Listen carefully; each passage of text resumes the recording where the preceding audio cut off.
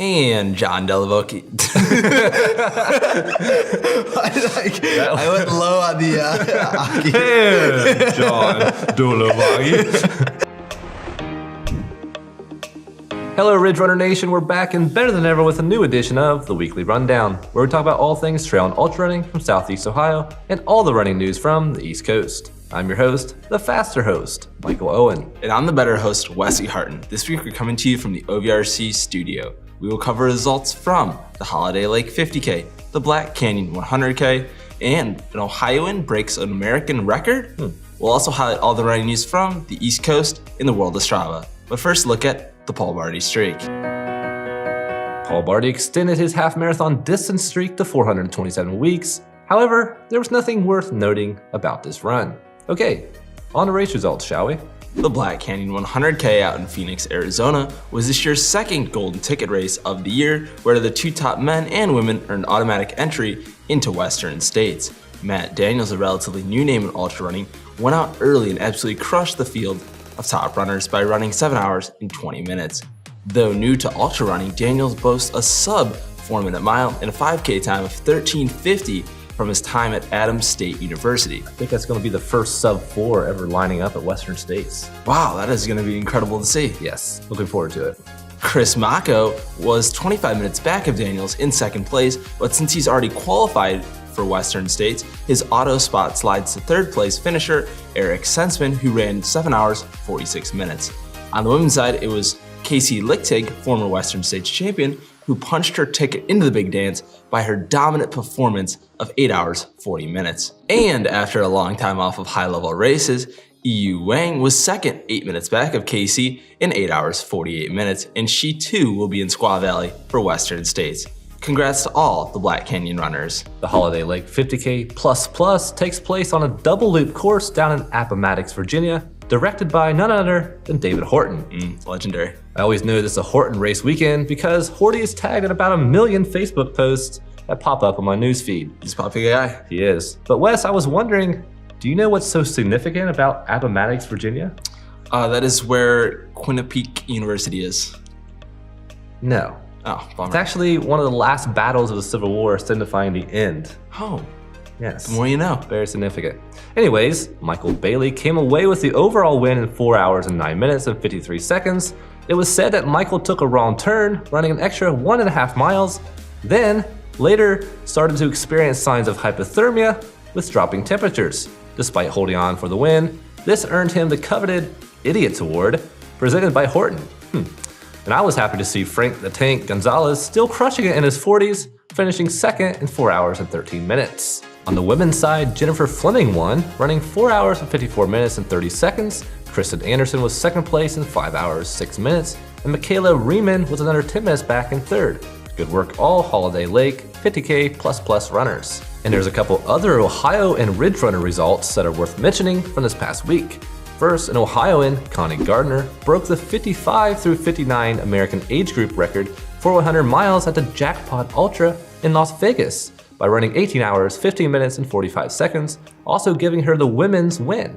And like the queen that Connie is, here's a video for walking in the win and record. Good job, Connie.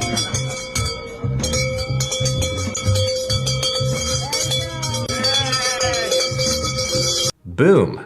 Interestingly, Connie's time breaks Sue Ellen Trapp's age group record, which was set at a race in Ohio and had been untouched for the previous 18 years.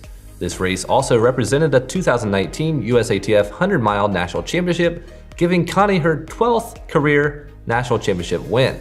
Wow. That's awesome. The men's winner at the Jackpot 100 was Mark Hammond, running 13 hours and 5 minutes and 30 seconds. We're presuming that that's the fastest 100-mile time of the year so far.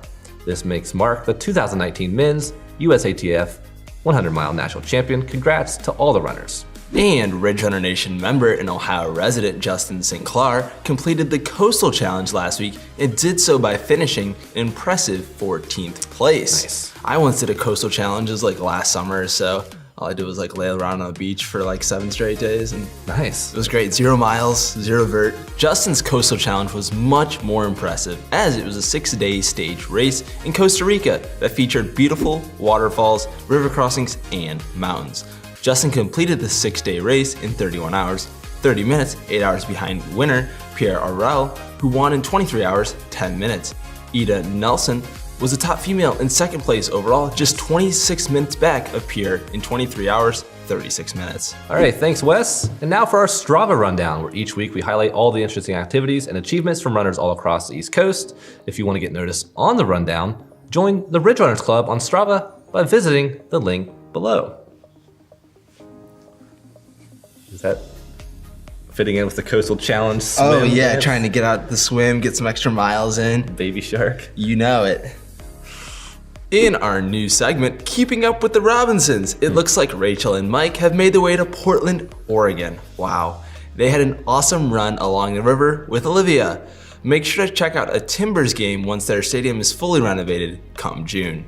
Yeah, don't do that, guys. Definitely check it out. Sean Roberts ran the 5 Points of Life marathon over the weekend. That sounds like a great Netflix documentary or something. Yeah, kind of like Hunger Games, probably. Oh, it was a Hunger Games battlefield out on the course, as Sean finished in 3 hours, 29 minutes, and took the 12th spot. Unfortunately, that wouldn't be so great in the Hunger No, Games. he'd be dead.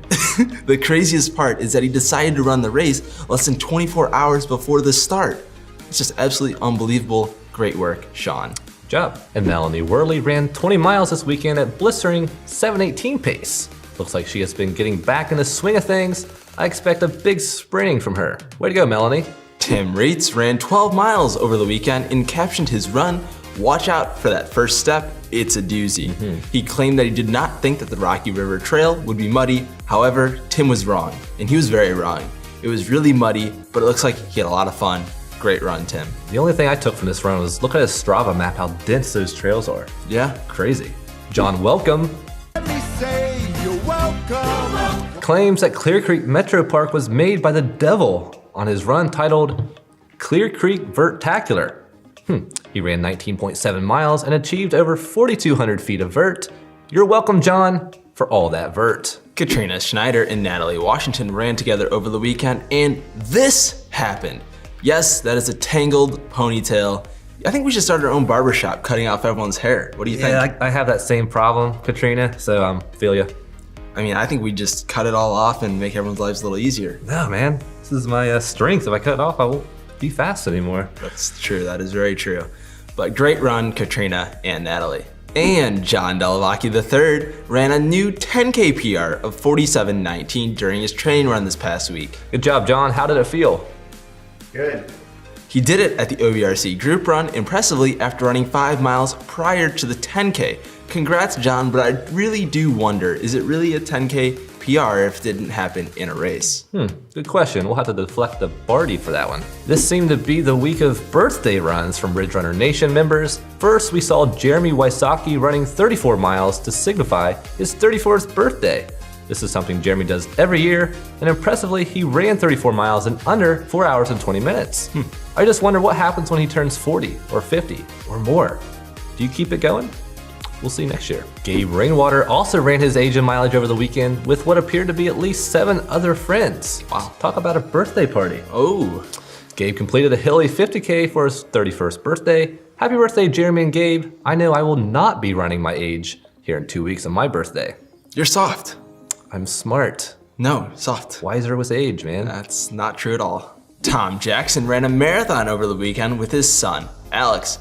It looks like they took their time and ran pretty consistent splits all day. They finished just over 5 hours. Super impressive run, Tom. Yeah, maybe his son Alex will follow in his footsteps someday.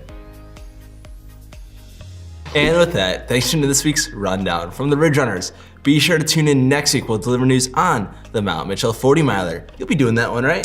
I will be doing it, and you will be too. Oh, look at that, neat. With a lot of our friends, right? Yeah, I'm excited. Ridge Runner Nation will be very present at that race. Very. The Mount Chia 50K, Old Girdled Grit 50K, Virginia's Reverse Ring, and more. In addition, subscribe to our YouTube channel and hit the bell below. You'll be notified every single time we release a new video.